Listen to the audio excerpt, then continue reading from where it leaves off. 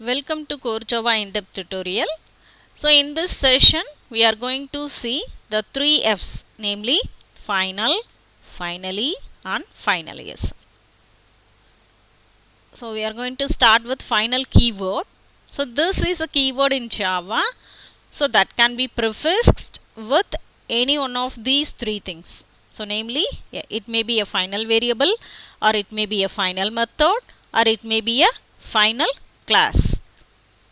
So now we are going to see final variable. So before that, you should know what is the difference between a variable and a constant in any programming language, right? So what is a variable? So see this declaration, int a equal to 100. So what it means? So we are informing the compiler of that particular programming language. So a is the variable name, so in which I am going to store integer value. That means I am going to store whole numbers like 100, 210. Okay, so suppose if it is float a, we can store decimal points. So what type of data we are going to store in a variable? So that can be given by that data type. Okay, so if it is variable, so here we can assign any number of values during the execution of code. So see this code. So initially I am assigning a equal to 100.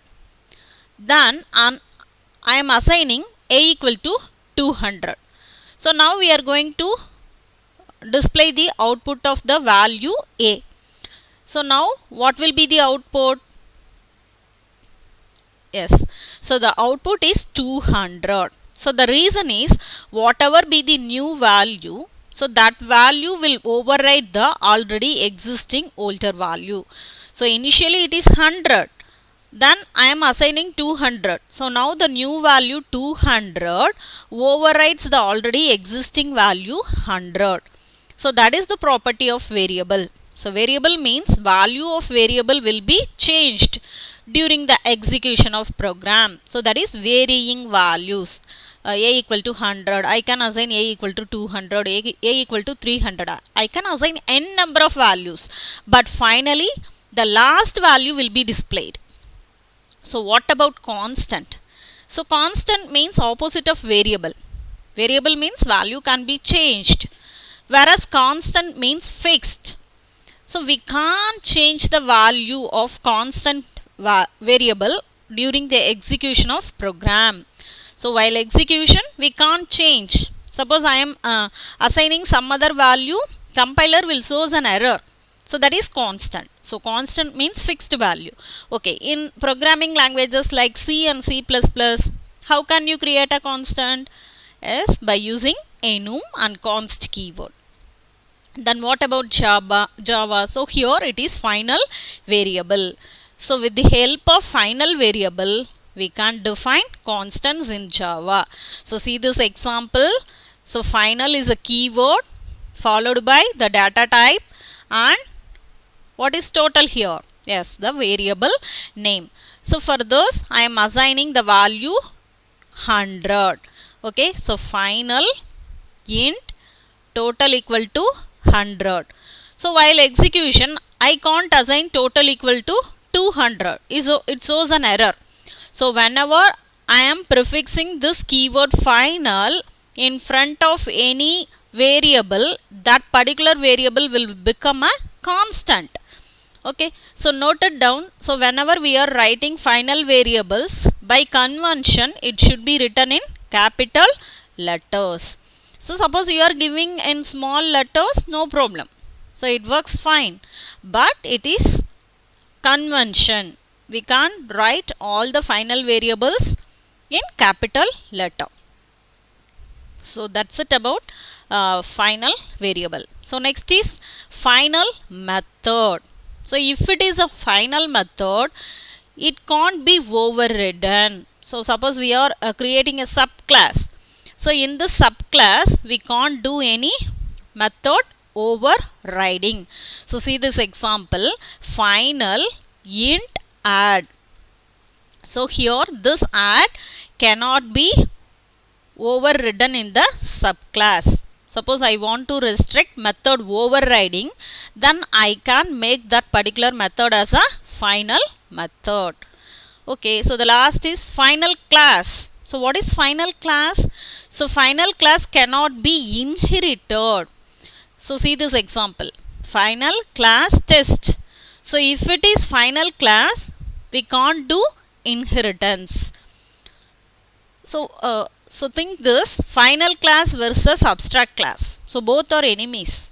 How? So abstract class, we can't create instance for the abstract class. Okay, but we should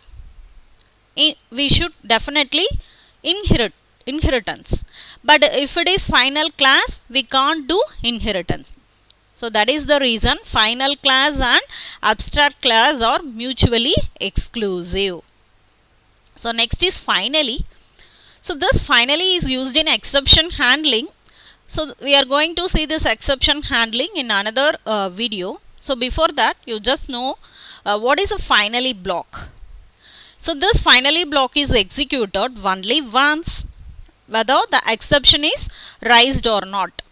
So whenever there is an exception, cache block will be executed.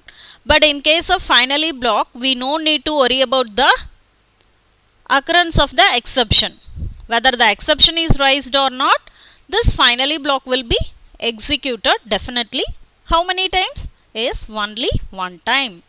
So what is the purpose of finally block? Why we are going for finally block?